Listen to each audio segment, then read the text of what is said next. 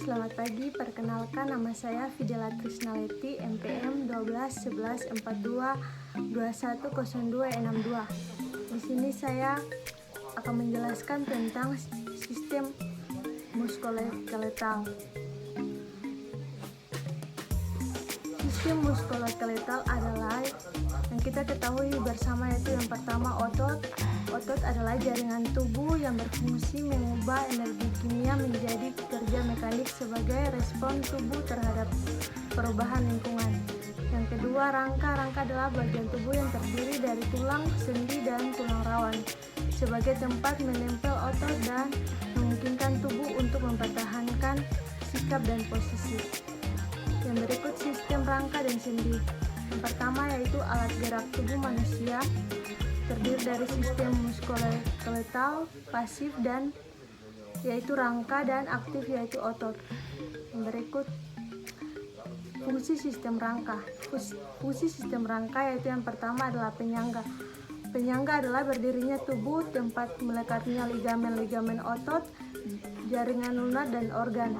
Yang kedua, penyimpanan mineral yaitu yang terdiri dari kalsium dan fosfat dan lipid. Yang ketiga, produksi sel darah merah. Yang keempat, pelindung. Yang kelima, penggerak. Berikut adalah tulang. Tulang disebut alat gerak pasif karena digerakkan oleh otot. Tulang dapat dibedakan menjadi dua, yaitu tulang rawan dan tulang sejati. Tulang tersusun atas beberapa susunan, yaitu osteoblast, osteosit, osteoprogenitor, osteoklas.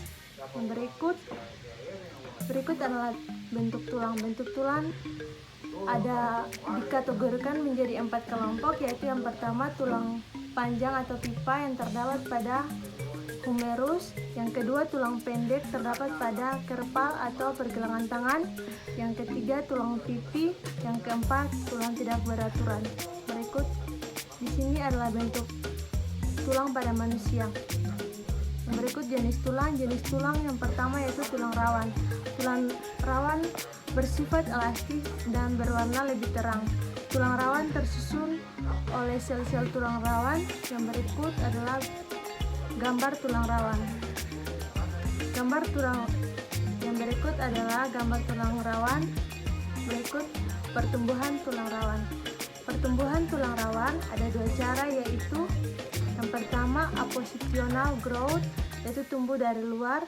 Yang kedua interstitial growth, yaitu tumbuh dari dalam. Yang berikut jenis tulang.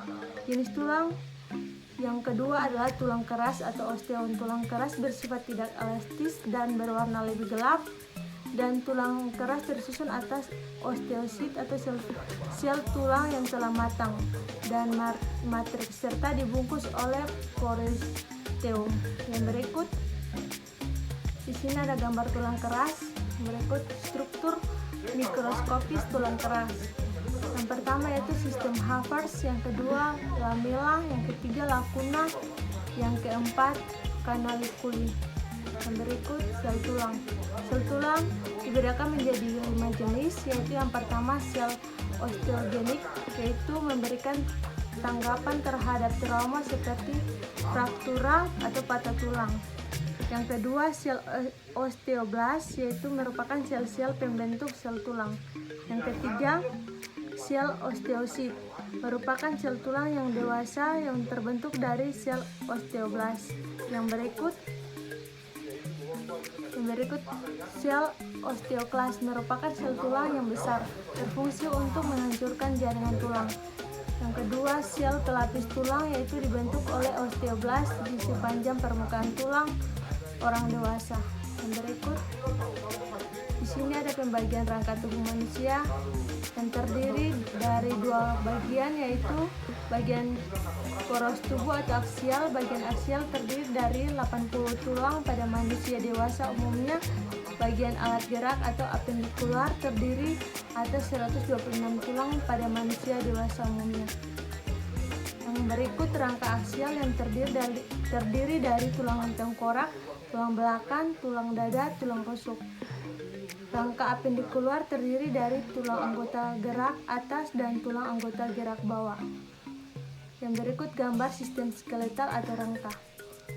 Sendi merupakan persambungan atau artikulasio pertemuan antara dua atau lebih dari tulang rangka. Antrologi adalah ilmu yang mempelajari persendian. Yang berikut ada 3 jenis sendi berdasarkan strukturnya, yaitu fibrosa, kartilago, dan sinovial. Yang berikut sendi berdasarkan jenis persambungannya, yaitu yang pertama sinartrosis sendi mati, yang kedua diartrosis sendi gerak, yang ketiga amfiartrosis sendi kaku. Berikut jenis-jenis sendi diartrosis, yaitu yang pertama sendi peluru yang terdapat pada gerak bebas ke segala arah. Sendi peluru adalah memungkinkan gerakan pada kedua arah seperti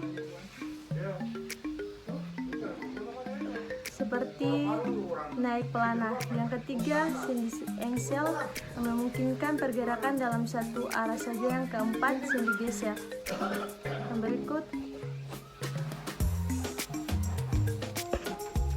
berikut adalah otot. Fungsi otot adalah gerakan volunter dan menegakkan tubuh. Otot bersifat elastis dan dapat dirasakan secara kimia, listrik, dan dinamik. Yang berikut, di sini ada gambar otot tubuh manusia. Fungsi otot yaitu yang pertama adalah fungsi volunter, merupakan akibat otot rangkaian. Yang pertama mempertahankan sikap tubuh, yang kedua melaksanakan bermacam-macam gerakan anggota tubuh. Seperti anggota tubuh yaitu pergerakan jari-jari, diafragma atau respirasi pernapasan, faring atau menelan makanan, lidah dan bibir untuk menggerakkan makanan, dan vokalisasi. Yang berikut jenis-jenis otot. Jenis-jenis otot yang terdiri, yang pertama adalah otot polos yang terdiri atas sel-sel otot polos. Tiap-tiap sel mempunyai satu inti berbentuk gelendong, bagian tengah menggelembung, kedua ujungnya melengkung. Yang berikut adalah yang kedua itu otot lurik atau rangka, terdiri atas sel-sel otot lurik, mempunyai banyak inti, berbentuk silindris panjang, berlapis-lapis, terang dan gelap. Yang berikut otot jantung. Otot jantung terdiri atas sel-sel otot lurik, mempunyai banyak inti sel, masing-masing terdapat di tengah-tengah, berbentuk silindris panjang dan bercabang-cabang. Yang berikut faskia. Faskia adalah otot rangka. Otot rangka merupakan kumpulan fasciculus atau berkas-berkas sel otot berbentuk silindris. Seluruh serat otot dihimpun menjadi salah satu oleh jaringan yang disebut epifisium atau faskia. Yang berikut di sini ada gambar otot faskia. Demikianlah hasil presentasi yang saya lakukan di saat ini. Terima kasih.